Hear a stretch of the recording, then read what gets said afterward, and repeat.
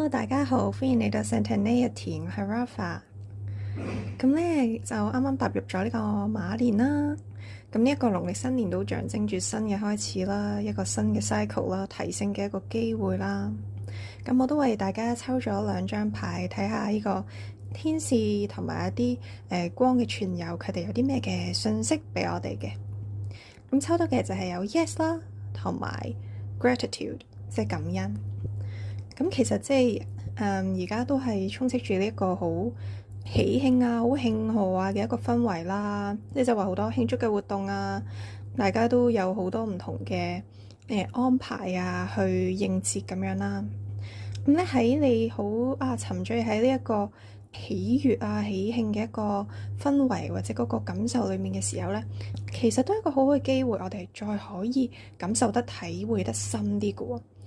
咁呢個感恩講緊就唔係純粹話我好感恩有假放，有得食好嘅嘢，或者可能你會可以同喜歡重視嘅人一齊過咁樣，而係咧其實呢一啲咁樣嘅經驗咧，都有好多嘅因緣和合啦，好多機緣咧係後面先至可以發生嘅喎。譬如你食緊嘅嘢，其實係有好多人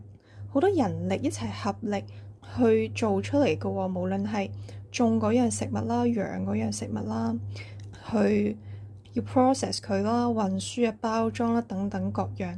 其實都係透過好多嘅人力，仲有就係嗰個植物啦或者動物本身嘅生命，然後經過一個好長嘅工序，先可以最終嚟到你嘅口中，進入你嘅身體，成為滋養你嘅身體嘅一部分嘅喎。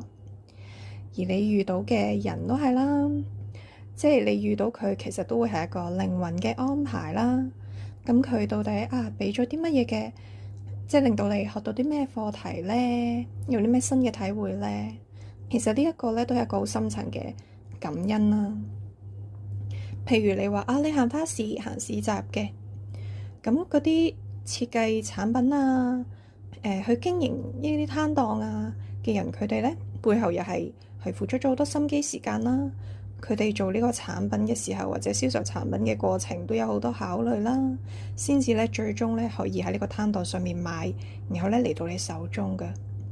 咁所以咧喺呢一個除咗係真係好喜慶啊，所有人咧都好似好開心慶祝嘅日子之餘咧，其實佢有好多好多更加深層嘅體會，更加可以喺個靈性層面發掘到呢一個節日嘅你所有經驗嘅意義㗎。